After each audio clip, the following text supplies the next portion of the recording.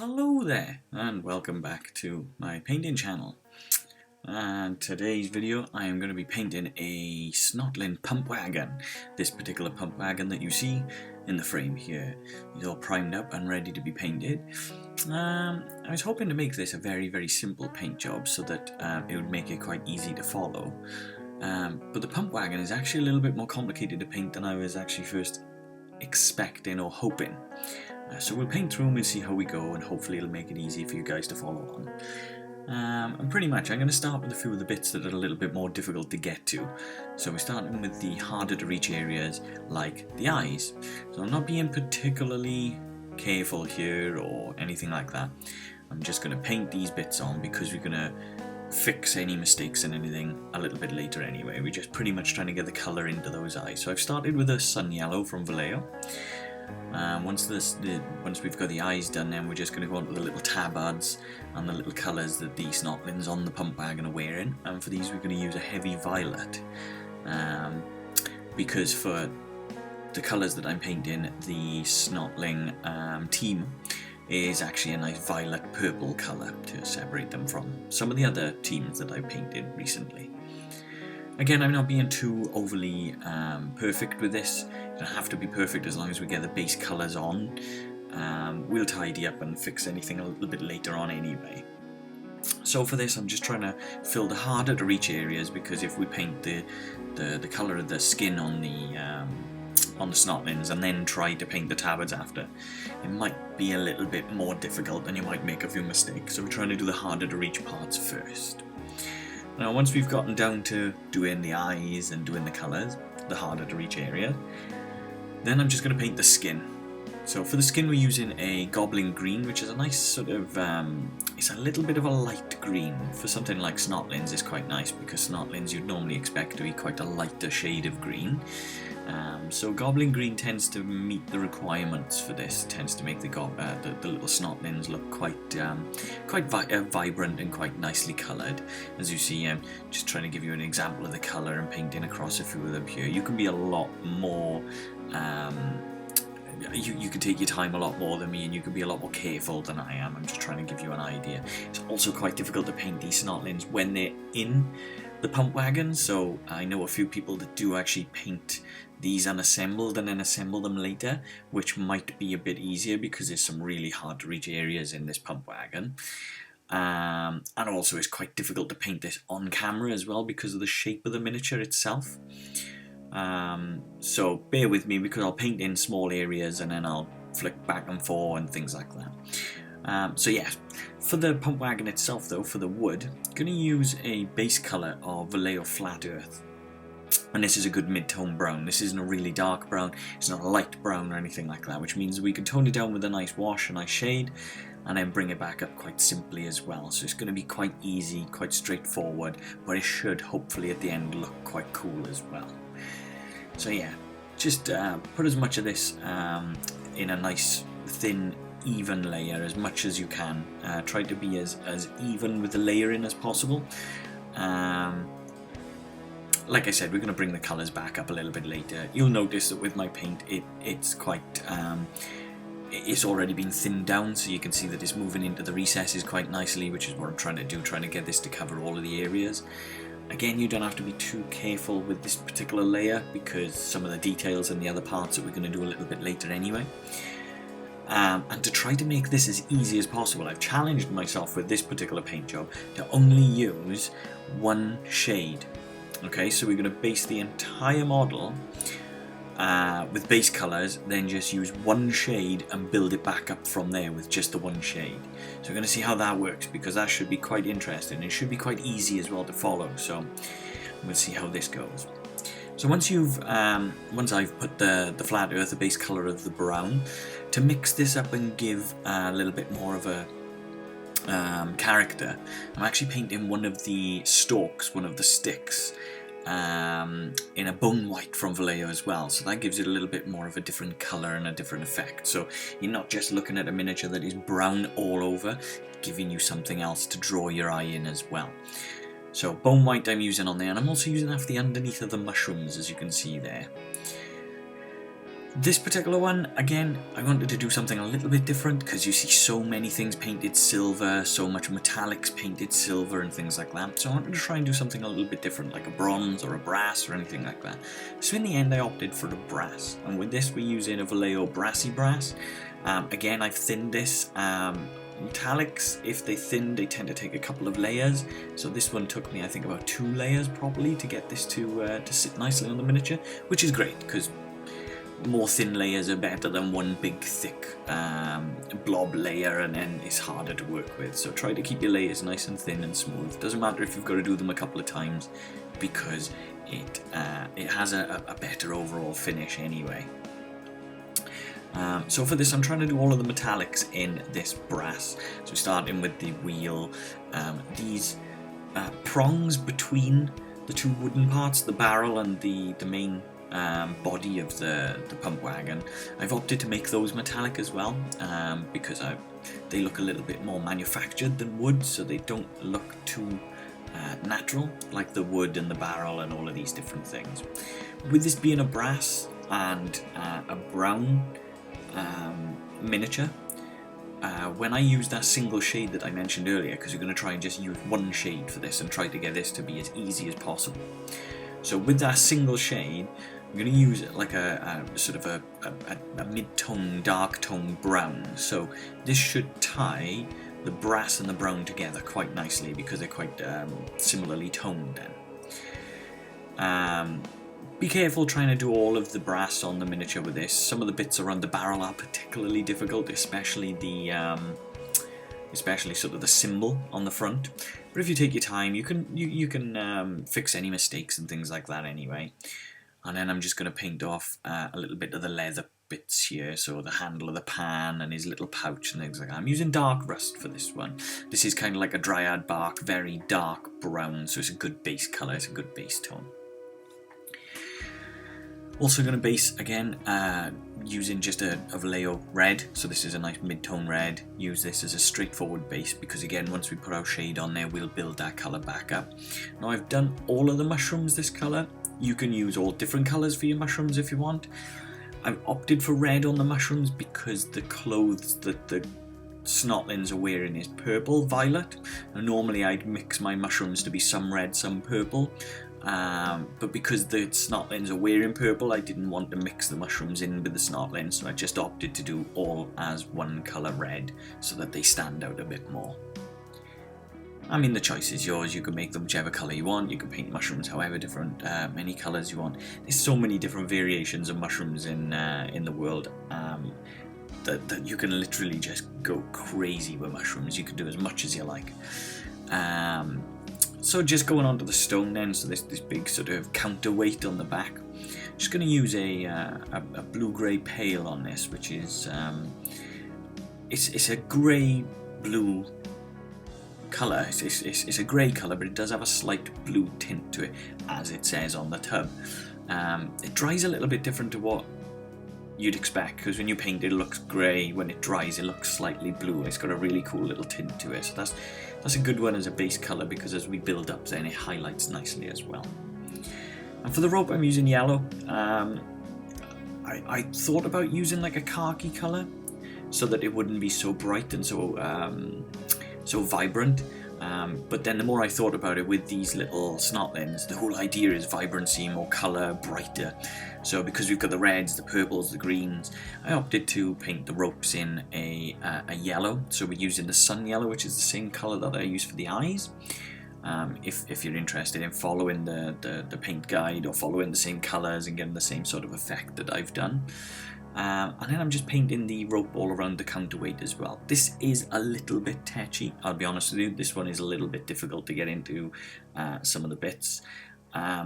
It may be easier to paint the rope first and then build the rock colour up to the rope rather than the other way around, because the rope is quite thin, it is quite complicated. And once you've painted sort of your base colours, you should have something that is similar to this. You should have something along these lines. There's a few mistakes, you know, I can see a few mistakes. There's a few things I've missed, but like I say, it's difficult to paint on the camera as well. So from there, we're going to use the shade. We're going to move on to just a single shade. And for this, I'm using an Army Painter Strong Tone. I was talking to a friend the other day about Army Painter because he really doesn't like Army Painter products, and that's fair enough. Everyone's got their own completely different personal choices when it comes to paint, shades, all different things like that. Personally, I like the Army Painter shade range, and the reason why I like them is because they don't move like, they're not too watery. So whereas you'd think that might be a disadvantage, in some cases like this it can be an advantage. So what that means is when you place the shade onto your miniature, it doesn't run down and pool in obscure ways. So if something was quite watery, it would drop to the bottom of the miniature, you'd have a darker patch at the bottom, a lighter patch at the top. What I find with the Army Painter ones, especially things like the strong tone, the soft tone, dark tone range, they're very forgiving, so you can put quite a lot of shade on, and as you see with the barrel there, it's shaded into the recesses, but it's not moving, so it's got quite a thick consistency to just stay where it is, and that allows you to get quite an even, consistent shade across your miniature. Again, as I say, it's all completely personal choice. This is just how I paint, this is just a way that I find is easy to paint, and I wanted to just share with you guys like an easy alternative to painting rather than giving you like 15, 16, 20 layers per just one skin tone. I mean, you can do that, but if you're painting a full army of 20, 25 miniatures, it might take you a long time to do so. So sometimes it's nice just to have something that's a little bit easy to get table ready, you know? So anyway, as you see, I'm covering the whole miniature with this strong tone from the Army Painter, and I'm going to cover everything, including the snotlings themselves, and again, because green is quite a decent colour, quite a good tone, when you put your brown in with this strong tone, it's only going to shade down those real deep sort of recessed points. And although it's called strong tone, it doesn't dry too dark either. So if you have got some colours like your greens and things like that, it won't take the green out, it doesn't make the green really dark. So when you paint your green back up, so when you go back to paint your mid-tone back up, you'll find that it creates quite a good level of depth without too much effort or too much fuss. And that's kind of what we want, you know, you want to have fun with your painting and learn and progress, but you also want it to be not easy, but little shortcuts, you know. So once our shade has dried, we're happy with how far it's left into the recessed areas and things like that. I'm going to do quite a bit of dry brushing to begin with. So we're going to move on to using the flat earth, the original colour that we painted, the pump wagon itself. And what we're going to do, we're just going to dry brush, and we're just going to use a light level of dry brush. I always say that less is more, because you can always add layers with dry brushing, but you can't remove layers, or rather it's harder to remove layers. So we're going back to our main mid-tone, and then we're just going to follow the grain of the wood. So when you're dry brushing, try to dry brush along the wood, not down the wood, because what we want to do is we want to keep that shade in those recesses. We want to keep that shade in the grooves. So ideally what we want to try and do is follow along that wood rather than up and down the wood, so that it keeps it darker in those bits, in those grooves and in those gaps, but then it lightens up around. Now because we've put that back to the mid-tone, we then want to do a lighter dry brush. So for this now we go into a beige brown with Vallejo as well. I've got the numbers and everything across the bottom so you can follow along if you need to. And this is just a highlight to the flat brown that we used. So what we're doing is we've got ourselves a mid-tone, a shade, back to the mid, and then a highlight as well. So for this highlight you can follow loads all the way around the miniature, or you could just focus mostly on like the real edges or things like that. For me, I'm following along in the same sort of way as what I used the flat brown, the mid-tone, just so that it creates like a little bit of a highlight on top then. So that gives us sort of a, like I say, a three-tier tone. With dry brushing, it's quite messy. it doesn't have a great deal of control. So this is why I tend to try to do the dry brushing out of the way before we put our colours and things back up properly later. The good thing with dry brushing, especially on something like wood, is because dry brushing has like a really sort of grainy, rough sort of effect, sort of like tone and texture to it. It works really well for wood because wood shouldn't be smooth and nice and natural. Wood works well when it's quite rough and ready and things like that. So dry brushing is a good alternative. It's a good option to do your wood. You could follow the grains and paint the grains of wood, you know, by hand, but for this, to make it easy, we're just going to do a bit of dry brush. So continuing with the dry brush, we're going to go back to the blue-grey pale that we've done the rock.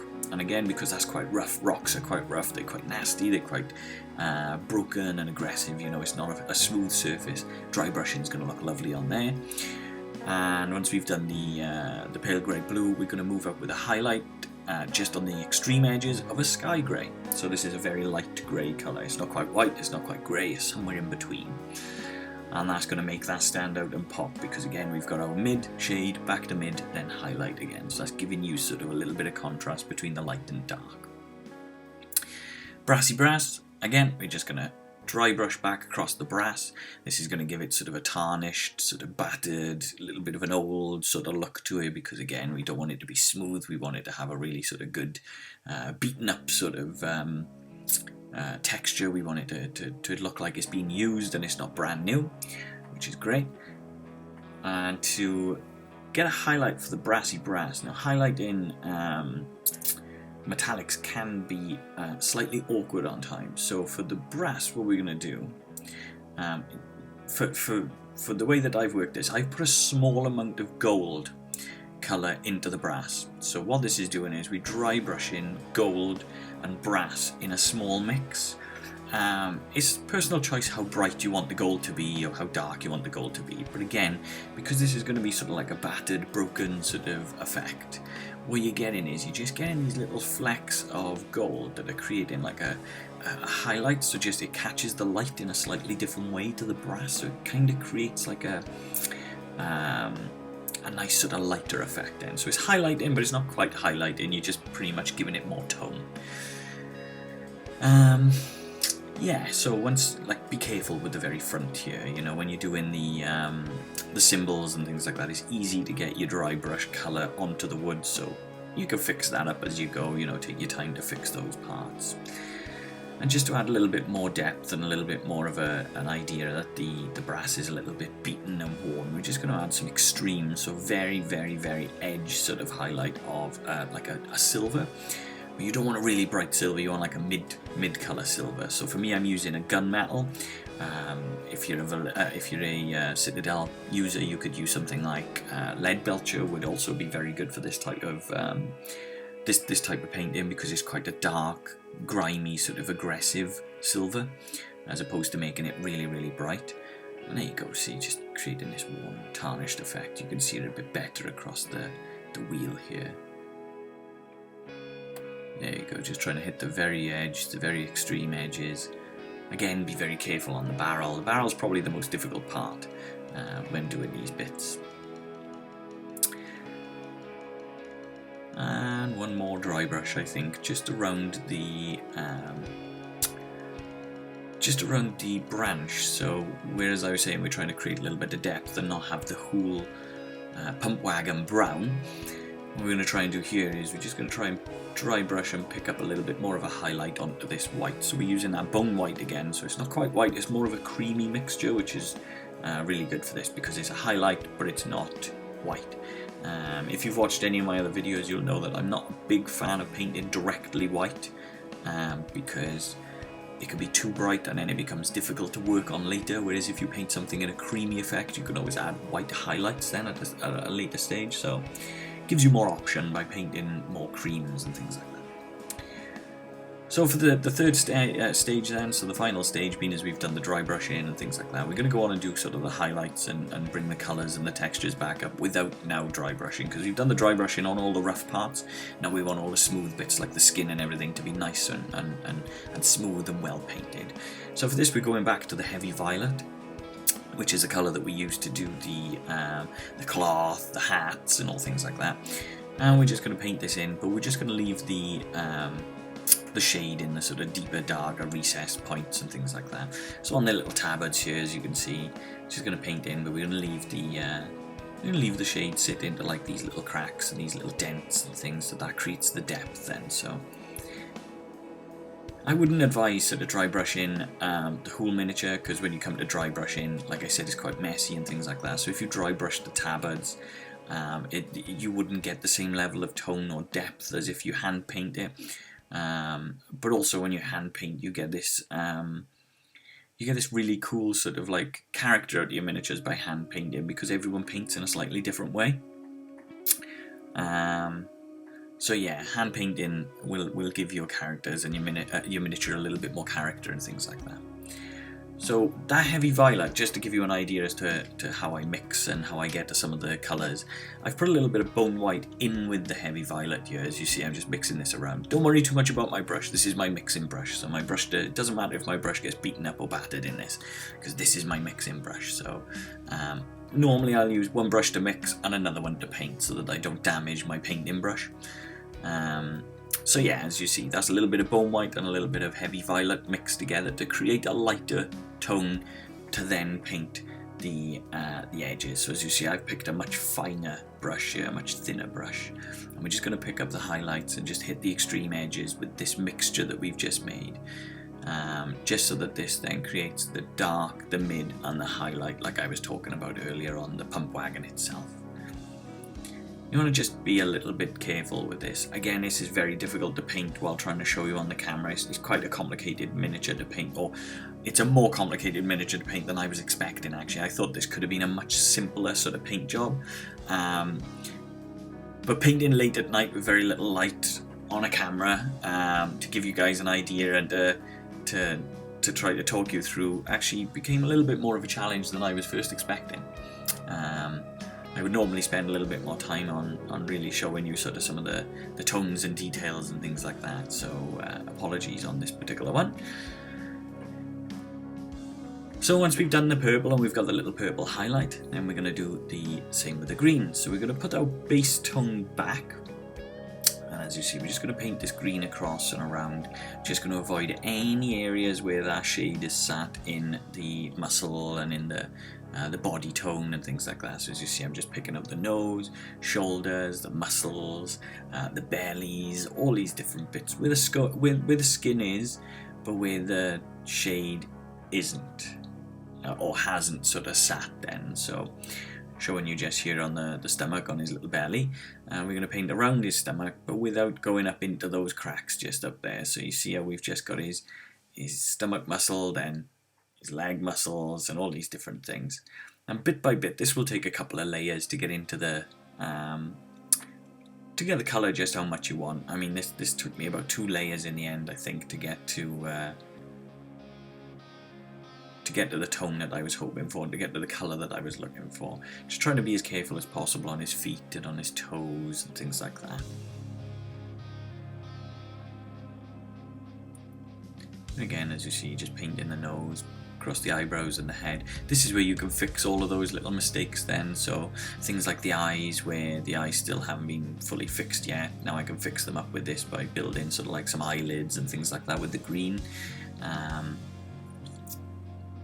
Like I said earlier, this is quite a tough miniature to paint when it's built, so for the future, because there's 2 of them in a box, for the future, for the next one that I paint, I think I might paint it separately and then glue them together later, and see if that works out as an easier or a better alternative. So like we mixed the bone white and the purple earlier to create our own highlight, we created our own tone, we created our own little highlight colour. I'm going to do exactly the same here with the skin tone. So what I've done is, I've done exactly what I showed you earlier, where I mixed the purple and the cream white together.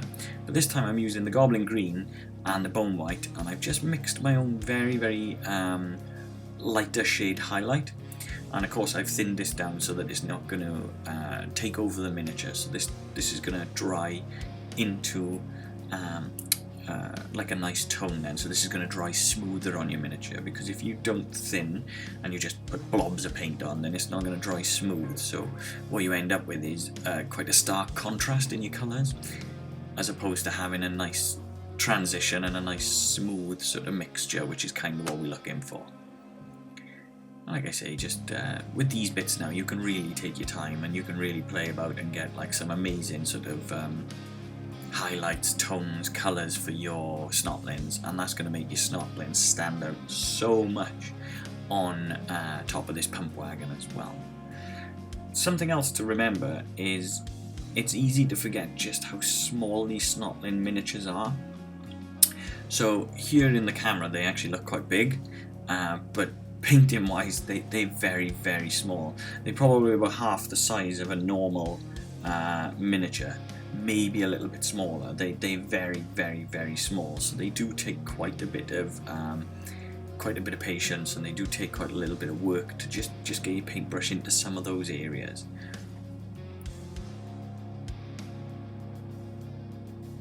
So again, just building those colours up. So we're going to go back now and just build up the red back onto the mushrooms, which is a good thing to do now. This is a good stage, because where we dry brushed our pump wagon with some of the browns and things like that, some of the dry brushing and things now would have made mistakes and it would have spilled over onto the mushrooms, which we're going to fix by putting this layer here.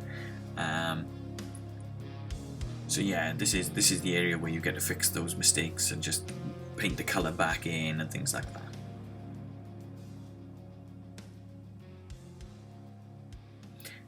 So once we've got our base colour of our mushroom, so the base red, I'm going to use a bloody red, which is a lighter shade of red. This is one of my favourite sort of highlight reds. It does take a couple of coats, it does take sort of 2 or 3 coats, but the overall result is very vibrant.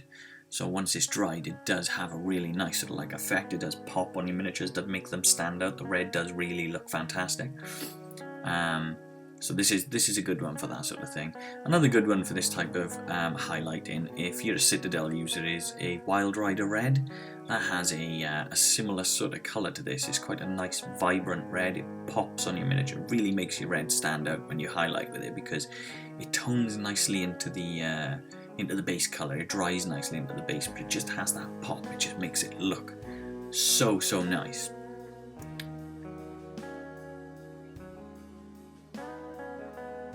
As you see what I'm doing, I'm just trying to avoid painting the whole of the mushroom, just trying to create lines and leave lines so that it gives that element of depth to the miniature as well, so that it creates like a kind of groove in the mushroom and things like that.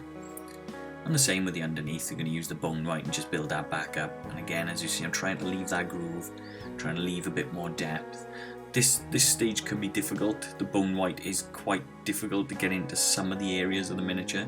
So as you see, I painted a couple of the bits of wood at the back in the bone white, again just to break it up a bit, because I didn't want the whole miniature to be one flat colour. I wanted to kind of give it a little bit of depth, a little bit of tone, so some light bits of wood, some dark bits of wood. You know, I mean, to kind of suggest that the snotlings have used a couple of different trees when they cut them down and things like that. You know, it is easy to make mistakes here. It's very, very thin, difficult area to get your brush to, but don't worry too much. If you make mistakes, you could spend a bit of time and fix them up. It's fine. We're going to use that flat earth again. That base coat that we used for the pump wagon, we're just going to paint that up in lines. This is quite thin down, as you can see, which is great, because this is going to dry, but without drying too much. And the reason why I'm painting it up in sort of like say like wobbly lines, but I'm not painting up in straight lines. The reason for that is because it's going to create like sort of stick effects. So we're building our own kind of depth and effects into the wood, as if the wood is like tarnished and things like that, I suppose. And again, do the same thing with the beige browns to the highlight. But again, like I say, we're not painting the whole thing, we're not covering the whole thing, we're kind of leaving little lines and just putting little thin lines, so that creates and makes the stick look like it's a stick and looks like it's got depth. If you want, because I was saying earlier that I was going to use just one shade on this miniature, if you want to tie those purples in a little bit later, you can add a purple tone. So I'm using the Army Painter purple tone. You know, you can use a Citadel alternative or a Valet alternative or anything like that. You don't have to do this. I just wanted that highlight and mid-tone to just tone into each other a little bit nicer. So I've just added a slight tone in at the end. So I'm sorry, I did say I was only going to use one shade, and then I pulled one out right at the end, but it is just to tie those colours together. And for one of the final stages as well, I'm just going to highlight his teeth and the little claws. They got little toenails as well, which I haven't painted yet. And so I'm just going to go around and use the edge of the brush to dry brush the teeth in and paint the little toenails in and things like that. And then I think this is like the final stage. I think we're pretty much there. So for the rope, to try to create a bit of depth with the rope, instead of dry brushing the rope, because that would be messy, especially with the stone that's on there, what I'm going to try and do, or what you want to try and do, is just pick out the edges of that rope. So with a nice thin bit of yellow, because yellow is quite a thin colour anyway, it doesn't stick to your miniatures in the same way as something like red would or blue would, as an example. So yellow tends to be quite thin. So if you put one or two highlight layers like this, so just by picking those edges and creating that sort of ribbed rope effect, that will create a nice level of depth on your miniature, and that will go a lot further than just dry brushing, because if you dry brush you could get some of the yellow on the stone and it gets all messy, and we don't want that. You want to just take your time and build those rivets up, build those little bumps up. Oh yes, it's not the final stage, there's another. So I'm just adding a few dots onto the mushrooms. If you want to add dots, you can add dots. You can add whatever colour you want. I know a lot of people dot with white, which is fine. The bone white, so the cream white, would also be fine. But for this one, I'm putting a few dots of squid pink in, just to tie the colours, because we've got reds, we've got purples, you know, we're just going to add the pink in. And then for the very last stage, what I'm using is a glaze of that same squid pink. So what I've done is I've got that squid pink onto my wet palette, and I've just added more water than I normally would, so that this becomes a very, very, very thin colour. And what I'm doing is I'm just going to paint that across the noses. I'm not going to go all the way across the nose, but because this is so thin, it's going to dry very, very lightly.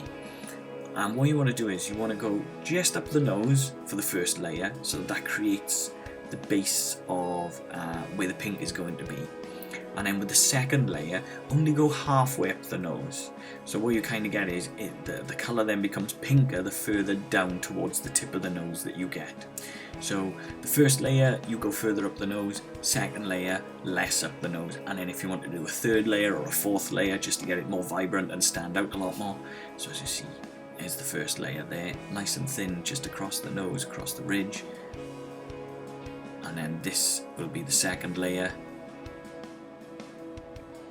So we're not going quite as far this time, we're just looking to hit the edge of that nose this time, so that the vibrancy then will stand out just on the very tip of his nose.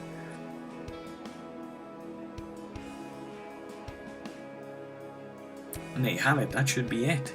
So what was planned on being a very, very simple, easy to paint and easy to follow paint job on a pump wagon turned out to be a little bit more complicated than I was expecting. So be careful, be patient. It's not the easiest model to paint, especially when it's been assembled. You know, I mean, if you paint it separately and then put it together, it might be a bit easier. But I have heard it's not easy to assemble either. But yeah, I hope you guys like it. I hope this helped. I hope this gives you a few ideas. And as always, thank you very much for watching.